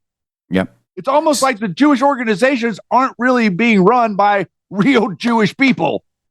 Come on. I'm telling you, man, there's something stinks here. All right, so we have Whitcoff. Is it Whitcoff that went with JD Vance and Second Lady Vance is Usha, and they're in Israel, guys. Let's check it out. You ready? Yeah, I'm ready for the whole numbnut brigade to break down how JD is doing something wrong here. Are we live? We are going to be live soon, sir. President Trump's historic peace plan in the Middle East, and things are going, frankly, better than I expected that they were. This is a very, very tough situation. You have 2 peoples, two enemies who have fought a very tough conflict against each other. You have a terrorist organization on one hand that murdered a lot of innocent people. You've got an Israeli army that was defending itself on the other, that has learned a lot over the past couple of years. And then, of course, you have an innocent civilian population in Gaza that's caught in the middle. But we're here at the Civilian Military Cooperation Center, which we are announcing the opening of. You have Israelis and Americans working hand in hand to try to begin the plan to rebuild Gaza, to implement a long-term peace, and to actually ensure that you have security forces. Oh my God! You know what? I might have to find a different one here, Shady. Because what is going on with that feed, it's sir? It's Rutas. Is that? I think that wasn't Yeti in the feed, was it? No, that wasn't Yeti. Let's see if this one's any better. Composed of President Trump's historic peace plan in the Middle better, East, huh? and things are going frankly better than I expected that they were. My God. This is a very, very tough situation. You have two peoples, two enemies who fought a very tough conflict against each other. You have a terrorist organization on one hand that murdered a lot of innocent people. You've got an Israeli army that was defending itself on the other. Security forces on the ground in Gaza, not composed of Americans, who can keep the peace over the long term. So we've got a lot of work left to do. This is going to take a very, very long time, but I think Steve Witkoff, Jared Kushner, and Admiral Cooper behind me have done an incredible job. I want to say just a couple of quick things, and then I want to turn it over to Steve Witkoff. Number one, the Israeli government has been remarkably helpful in this. I want to thank them, thank our Israeli partners, and all the folks, particularly who are working hand in hand with their American friends here at the CMCC. And number two, I want to say that there is this weird attitude I've sensed in the American media and the Western media, where there's almost this desire to root for failure, that every time something bad happens, that every time that there's an act of violence, there's this inclination, like, oh, this is the end of the ceasefire. This is the end of the peace plan. It's not the end. It is, in fact, exactly how this is going to have to happen when you have people who hate each other, who have been fighting against each other for a very long time. We are doing very well. We are in a very good place. We're going to have to keep working on it, but I think we have the team to do exactly that. So with all thanks to our partners, both in Israel, but all across the Gulf Arab states, Indonesia, the Turks, we are doing an amazing thing here, and I'm particularly proud of the American troops working at the command center who are coordinating this effort and making it possible. So with that, I want to thank Ambassador Steve Witkoff and turn it over to him to say a few things, and after everybody's said a few words, we'll take some questions. Thank you, guys. Steve? Well, thank you very much, Mr. Vice President. We're really proud of what's happened here. It's an amazing effort. It's a great coordination between our partners. We have a great team. Signing this deal up was a challenge in and of itself, but the implementation, that's where it really is going to be the most important. And I think we are exceeding where we thought we would be at this time. I think the Vice President has come out here. He sees that. The Secretary of State will be out here. I can't tell you what a privilege it is to work with the team that we have, with Jared, who's extraordinary, the President, of course, and the Vice President, and Admiral Cooper. I would also say this. We're learning so much here. This CMCC that we're setting up now, this is going to be used in other conflicts as we figure out all the intricacies of how to modulate a peace deal, go from war to peace. Lastly, in closing, I want to speak about the morning that me and Jared had. We met with 10 hostages and their families, and it was really an emotional moment. And I felt blessed to be in that room. Lots of tears. Lots of people really, really grateful to President Trump for getting their children home, and you, of course, Mr. Vice President. And I want to observe that I didn't see any victims in that room. I saw strong people who have come out under very difficult circumstances. Their families are reunited, and they are so grateful. And it was just my privilege as an American to be there. Thank you. Great, thank you. Jared? Thank you. Thank you, Mr. Vice President. Thank you, Steve. First of all, we really appreciate your visit here. It's given a great boost of energy to everyone here, and your support through this whole effort has been really tremendous. What you see here today is really the opening of the CMCC. This has been something that's been envisioned by CENTCOM. Admiral Cooper will speak about that in a bit. But we always knew that the deal that we were working on would kind of have two phases to it. The first phase was obviously getting the live hostages out. We're currently making progress on the hostages, the bodies that are still there. I think almost half are out now, and we had very good meetings with the Israelis. I know the Vice President's here to put a lot of effort into that today to hopefully make sure we can complete that mission in phase 2. At the same time, the humanitarian aid, there's actually been surprisingly strong coordination between the United Nations and Israel, which is something that we've been able to help synthesize, get each other to air their concerns and to find out how we can do it better so that the aid reaches the people in Gaza and doesn't go into the wrong hands there. Finally, I'll say that there has already been a lot of efforts over the last years by really concerned people to think about what happens next in Gaza. And there's a lot of great things happening here. More will be released in the coming days. But the most important thing here is to figure out how you really get a good deconfliction coordination center. This really has been a startup. There's been a lot that's been done. It's amazing to think it's only been a week. But I actually, with the pace of work and the commitment of everybody, I think in a week from now you'll see even more progress. I want to echo what the Vice President said about how a lot of people are getting a little hysterical about different incursions one way or the other, but what we are seeing is that things are going in accordance. Both sides are transitioning from 2 years of very intense warfare to now a peacetime posture, and really thanks to Admiral Cooper, CENTCOM, and the CMCC to try to build that deconfliction mechanism in order to make sure that we can get to a proper de-escalation. We have some flags that we put up here. This is not fully representative of the countries that are here. It's happening very rapidly. The people are agreeing to come on board, agreeing to help. People really want to be a part of this, and it's just happening very, very quickly. So we'll try to continue to give the updates as it progresses, but really just thank you to the entire team here who's made all this possible. It's been a lot of sleepless nights, around-the-clock effort, and it's really been great coordination because everyone believes that it is possible to create something better in Gaza, and we have to believe it. We have to work hard for it, and if we all work hard to do that, then I do believe a great outcome is possible. Admiral.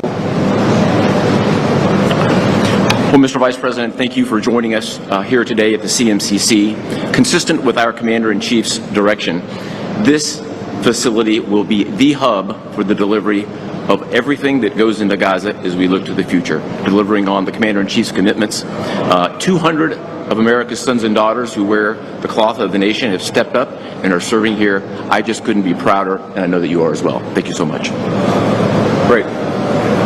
Thanks, Admiral. And gentlemen, we'll take a few questions now. Sir. I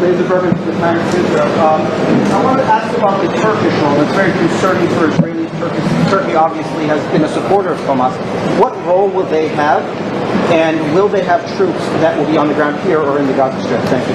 Well, I think first of all, what troops are on the ground in Israel is going to be a question the Israelis have to agree to, and I'm sure that Prime Minister Netanyahu will have opinions about that, but we think everybody has a role to play here. Some of that's going to be financial, some of that's going to be in reconstruction, some of that's just in communication with the various parties to ensure that this deconfliction process actually works and is implemented. We're not going to force anything on our Israeli friends when it comes to foreign troops on their soil, but we do think that there's a constructive role for the Turks to play, and frankly, they've already played a very constructive role. We're very grateful for that. And you asked, they've supported Hamas in the past.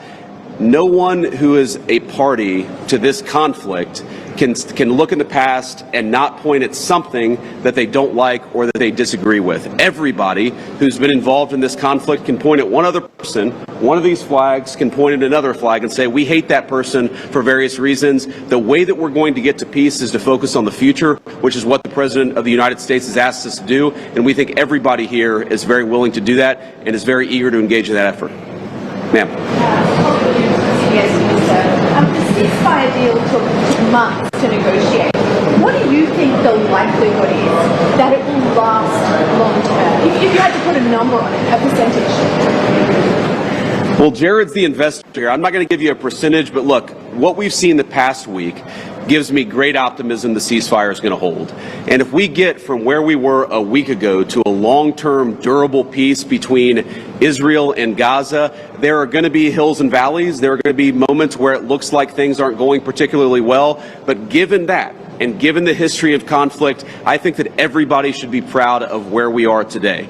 It's going to require constant effort. It's going to require constant monitoring and supervision. That's part of the reason that Admiral Cooper and his team is here, is to mediate these disputes, to mediate these disagreements as they come up. But look, right now, I feel very optimistic. Can I say with 100% certainty that it's going to work? No. But you don't do difficult things by only doing what's 100% certain. You do difficult things by trying, and that's what the President of the United States has asked us to do.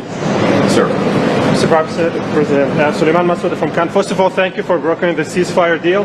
Two questions for you. Hamas was supposed to bring back all the hostages within 72 hours. There are still deceased hostages that are still in Gaza. Will you put a deadline for Hamas to bring back all these hostages? And second thing, President Trump tweeted about this today, Hamas killing their own people in Gaza, Palestinians who worked for Israel. What is your warning to Hamas about that? Yeah, so Steve, I'm going to ask you to follow up here, but let me say just a couple of words about the deceased hostages. I mean, one of the stations that I met with, one of the groups that's working on this that I met with earlier, they actually have a photo of the 15 deceased hostages who are still in Gaza. It is a focus of everybody here to get those bodies back home to their families so that they can have a proper burial. Now, that said, this is difficult. This is not going to happen overnight. Some of these hostages are buried under thousands of pounds of rubble. Some of the hostages, nobody even knows where they are. That doesn't mean we shouldn't work to get them, and that doesn't mean we don't have confidence that we will. It's just a reason to counsel in favor of a little bit of patience. This is going to take a little bit of time. And look, our warning to Hamas is very straightforward. The terms of the 20-point plan that the president put out there is very clear. It's supported not just by Israel, but by all of our Gulf Arab friends. It's that Hamas has to disarm. It's that Hamas has to actually behave itself, and that Hamas, while all the fighters can be given some sort of clemency, they're not going to be able to kill each other, and they're not going to be able to kill their fellow Palestinians. Now, again, that's going to take a little bit of time. We're talking about how to set up the security and humanitarian apparatus to put all this in place. But right now, where I stand, I feel confident that we're going to be in a place where this peace lasts, where it's durable. And if Hamas doesn't cooperate, then as the President of the United States has said, Hamas is going to be obliterated. Steve, do you want to add anything about the hostages? I think you said it, sir. Okay, great. Ma'am.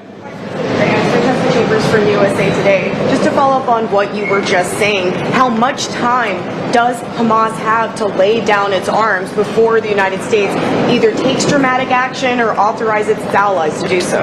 Well, look, the president actually put out a truth this morning that I thought was very instructive. We know that Hamas has to comply with the deal, and if Hamas doesn't comply with the deal, very bad things are going to happen. But I'm not going to do what the President of the United States has thus far refused to do, which is put an explicit deadline on it, because a lot of this stuff is difficult. A lot of this stuff is unpredictable. You basically have two regions in Gaza, one of which is relatively safe, I wouldn't say very safe, and one of which is incredibly dangerous. And part of ensuring that we get to a durable peace is to broaden the scope of the area that's safe. And the International Security Force is a big part of that. We don't yet have the International Security Force set up. That's something we're working towards. We have a number of volunteers who want to participate in that International Security Force. So my point is, I don't think it's actually advisable for us to say this has to be done in a week, because a lot of this work is very hard. It's never been done before. And in order for us to give it a chance to succeed, we've got to be a little bit flexible. I think what you're seeing from our Gulf Arab friends, certainly from our Israeli friends, is a certain amount of impatience with Hamas. But we're going to keep on working at this process, and we're going to keep on trying to bring the deceased hostages home, but also make sure that all Gazans are able to live in a prosperous and safe place. Yes. So the White House indicated that actually there is a plan to start rebuilding Gaza, the parts of Gaza which is still under Israeli control. Is it so indeed? And can you tell us a little bit about this plan? How is it going to work? Yeah, Jared, you want to say a few words about that? Okay. So, first of all, no reconstruction aid, no reconstruction funds will be going into areas that Hamas still controls. And as far as the demilitarization goes, once the ISF is up, there needs to be a security force that they can feel safe from, that in order for it to be the transition to be complete. So that needs to happen. There are considerations happening now in the area that the IDF controls, as long as that can be secured to start the construction as a new Gaza, in order to give the Palestinians living in Gaza a place to go, a place to get jobs, a place to live. So that's one of the many things being considered. Right now, again, there's been several work streams that have occurred over the last years. Those are all being synthesized and updated here at the center, and then they'll go before President Trump and the Board of Peace to get recommendations on what to build, how to phase it, but that's definitely something now that's being very strongly considered. Great. Sir? So much, sir. Oh, sorry. Why don't we do the guy in the back, and then we'll do you in the blue jacket. Thank you. So much, Mr. Vice President. Could you speak up? Yeah, I will try.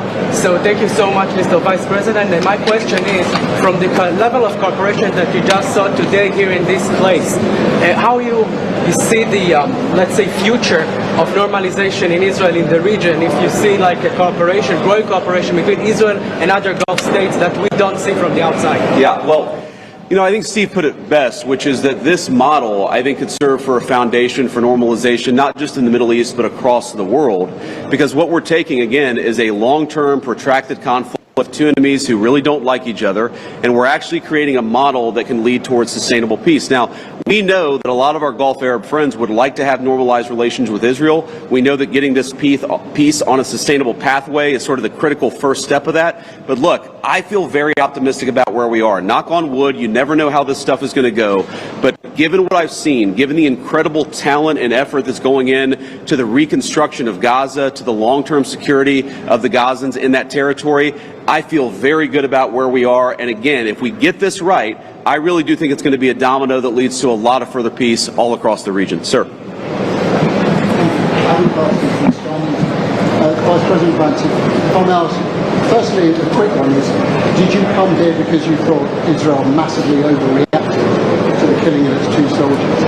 And secondly, following the reaction to this plan, do you now believe it is feasible to have a governance structure for Gaza that does not include strong Palestinian voices? Well, so on the first question, no. My visit had nothing to do with events of the past 48 hours. We had actually tried to plan this visit, frankly, months ago, and now we thought this would be a good time to do it. It ended up working out. As you know, sometimes calendars are difficult, especially when you're the Vice President of the United States. But I wanted to come. I wanted to check in on things. I wanted to, talk to the troops who are working very hard to coordinate this massive relief effort. And I wanted to just see how things were going and put some eyes on it so I could call the President of the United States and actually, it's one thing to read about it. It's one thing to talk with Jared and Steve on the phone about what's going on the ground. It's another thing to actually shake somebody's hand, to look them in the eye and to understand what are the challenges, what are the things they need from me. I mean, I heard from relatively junior troops very simple things that would make their lives easier that I'm going to take back to Washington and hopefully help them with. That's why you do a visit like this, not because of anything that's happening on the ground. On your question about what is the ultimate, authority in Gaza look like, I don't know the answer to that question. And I think what's so cool, what's so amazing about what these guys have done is that we're creating a governance structure that is very flexible to what happens on the ground in the future. We need to reconstitute Gaza. We need to reconstruct Gaza. We need to make sure that both the Palestinians living in Gaza, but also the Israelis are able to live in some measure of security and stability. We're doing all those things simultaneously. And then I think once we've got to a point where both the Gazans and our Israeli friends can have some measure of security, then we'll worry about what the long-term governance of Gaza is. Let's focus on security, rebuilding, giving people some food and medicine. If we get to the point where we're arguing exactly what the governance structure in Gaza is long-term, then we should pat ourselves on the back. That's a very good problem to have, but I won't anticipate that problem before we actually have it. I'll take a couple more and then we'll get moving. Ma'am. You just speak up. Renata Brito with the Associated Press. Could you give a bit more details about the International Security Force? Which countries are going to be part of this? Are these troops in Gaza? And also about the disarmament plan or decommission plan. Are there incentives for Hamas to do that in a timely fashion? Any details? The incentives are that unless Hamas disarms in accordance with the agreement, very bad things are going to happen. right? And also the incentive is that if they disarm, there is a better future for everybody on the other side of it. But in terms of the International Security Force, Steve and Jared, Admiral Cooper are working on that very issue right now. Remember, this peace deal was struck under the president's leadership literally a week ago. The hostages were returned, 6 days ago, 5 days ago? So we're in the phase now where we're actually starting to conceptualize what that international security force would look like. I think it's important for Americans to know a couple of things. Number one, there are not going to be American boots on the ground in Gaza. The President of the United States has made that very clear. All of our military leadership has made that very clear. What we can do is provide some useful coordination. How do you take, the Gulf Arab states, plus Israel, plus plus the Turks, plus the Indonesians, how do you actually get those folks to work together in a way that actually produces long-term peace? The only real mediators are the United States of America. And so that's the role that we're going to play. I think the American people should be proud of it, but they should know that there are going to be no American boots on the ground in Gaza. Sir, in the back. I'd like to ask about a different threat. We see Iran rearming again, trying to build again their nuclear weapon. Could we expect in Israel to see the U.S. Army attacking again in Iran? Could you ask the very last part? Could we expect the U.S. Army to attack again in Iran like you did in the last time in Fordu? Well, I'm not going to make any announcements here today. The President of the United States has been very clear about our policy with regards to Iran. It's that he actually wants Iran to be prosperous. He wants to have good relations with the Iranians, but they cannot have a nuclear weapon. And so we're going to keep on using and exhausting every diplomatic means possible to try to ensure that Iran does not have a nuclear weapon. That's our focus, and that will remain our focus for the indefinite future. Let me just leave us with one final thought here. So I've been to Israel once in my entire life. I came for about 36 hours, and as a Christian, I think the world's Christians will know that this country, that this region of the world means a great deal to me. And at some point today, I hope to go, or at some point in the next couple of days, I should say, I hope to go to the Church of the Holy Sepulchre, which Christians believe is the site that Jesus Christ was crucified in. And I know that Christians have many titles for Jesus Christ, and one of them is the Prince of Peace. And I'd ask all people of faith, in particular my fellow Christians, to pray that the Prince of Peace can continue to work a miracle in this region of the world. I think that we have made incredible strides over the past week. We're going to have to make a lot more, but I think with your prayers, with God's providence, and with a very good team behind me, I think we're going to get it done. Thank you all. Take care. Wow, the applause. Wow.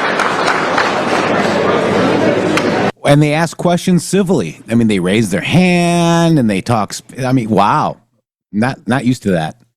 Man, I'm not used to proper diplomacy. I'm not used to people invoking the Prince of Peace. I'm not used to things functioning. I'm not used to the Arab world coming to the table and having an actual conversation. What I'm used to is a bunch of military-controlled governments who stand in the way of progress. A bunch of people that stand in the way of doing the right thing and instead get handouts on the backside from our government to do the wrong thing. We've been watching that our whole lives. Now we're seeing the ship be righted. We're seeing the ship is turned back upright, and now all the people that are on the ship are bailing the water out, and they're starting to make things function again where the ship can float. We might put up a sail, and who knows, one day we might actually make something productive out of it. It's really good to see a VP as active as Kamala Harris. I really got to tell you that that's something else, isn't it? Wasn't she the border czar? And she didn't do look, he flew to Israel on a moment's notice, guys, because they need to make sure that everybody's on the same page and there's rogue people that don't follow the Hamas leaders. This is a war that's been happening for thousands of years. They don't know what the F they're doing. They don't know anything but war. So this is going to be a tough process, Shady. Well, I think there's going to be a couple different things that are going to be tough. Number one, you heard the journalist there that asked the question about Iran. Oh, is there any plans? No, we don't need to strike Iran. They don't have a threat anymore. They don't understand how things change. The landscape's changed, buddy. You could take your little Iran's going to blow us all up with nuclear weapons narrative and shove it up your hoo-ha. It's not going to happen. And so we don't need to really bomb Iran anymore. What we could do, though, is invite them to the table to see if they have anything productive to say. And maybe we could actually encourage the citizens of Iran to upend their nasty little government that's been there for about, 5 decades or so. Bomb, bomb, bomb. Let's don't bomb Iran. Oh, we did. No. Well, we already got that done. That's right. We won't do it again. I love it, guys. I love it. So, here we are, Shady Groove. It's another hour. Holy moly. What a day. What a remarkable time to be alive.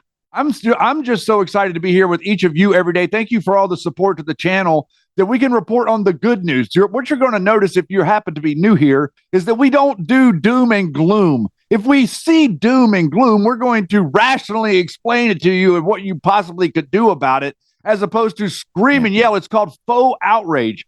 What you will notice is whenever all these people like Candace Owens and Tucker Carlson and Alex Jones get on the air and they come out with all this fake outrage, what you really need to understand is that there is an agenda behind that outrage. It's not real. No, it's clicks. It's for clicks. Yes, sir. All right, so let me just real quick. This looks like a pretty neat offer. Let's check it out. I'm trying to accept. Okay, looking for smarter ways to browse and enjoy your favorite content without ads? Get the Perplexity Pro Bundle with Rumble Premium for just $19.99 a month when you sign up before December 31st. That's normally a $29.99 value. With Rumble Premium, you'll get ad-free viewing experience across all your devices and access to exclusive premium content, like our Paysour stuff. No interruptions, just the videos and streams you love anytime, anywhere. Plus, that Perplexity Pro piece of this, it boosts your productivity with unlimited research, unlimited uploads, and exclusive member perks and access to the latest and most advanced AI models for faster, smarter answers every day. Save over 30% on this powerful bundle. Head to rumble.com/premium before December 31st to sign up and unlock your premium experience, Shady Grove. And you know what? My President Trump is a gangsta, JD. And you know it. Yeah. All right, guys. We'll see you guys tomorrow on Trump Day, Wednesday. In order to make America great and glorious again, I am tonight announcing my candidacy for President of the United States. Are you ever scared? I can't be scared. Because if you're scared, you can't do your job. So I just can't be. You don't have to look very far to find Donald Trump ahead nationally. No threat will shake me. No enemy will intimidate me. I have never been more determined than I am today. How would you like to be remembered? The person that saved our country. And with Trump, it's not only that he hangs in there. I mean, what's amazing is he marches forward. The president's been so unfairly attacked in the media. They talk about democracy. I'm a threat to democracy. I probably took a bullet to the head because of the things that they say about me. They just tried to kill President Trump.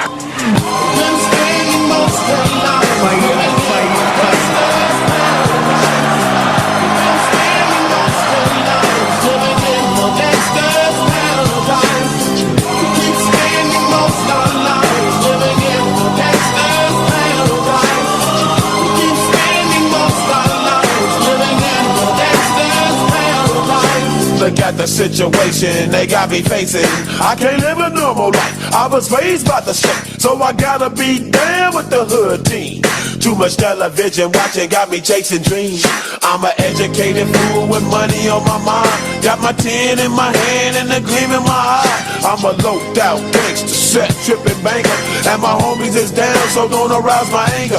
Fool, death ain't nothing but a heartbeat away. I'm thinking, what can I say?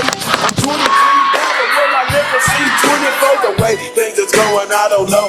Tell me why are we so blind to see that the ones we hurt are you and me? Been spending most of our lives living in the gangster's paradise. We've been spending most of our lives living in the gangster's paradise. We keep spending most of our lives living in the gangster's paradise. We keep spending most of our lives living in the gangster's paradise. Power and the money, money and the power. Minute after minute, hour after hour, everybody's running, but half of them ain't looking what's going on in the kitchen. But I don't know what's cooking. They say I got to learn, but nobody's here to teach me. If they can't understand it, how can they reach me? I guess they can't, I guess they won't, I guess they front. That's why I know my life is out of luck, fool. Been spending most of my life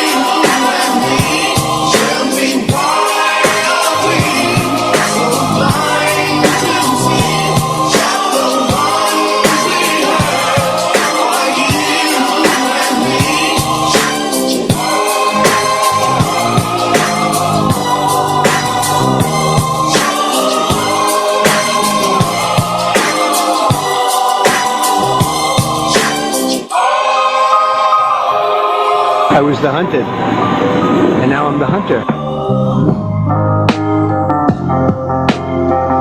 You know what I did? A big favor. I caught the swamp. I caught them all. Nobody else could have done that but me. I think that I will feel safe. I think I'm going to feel safe.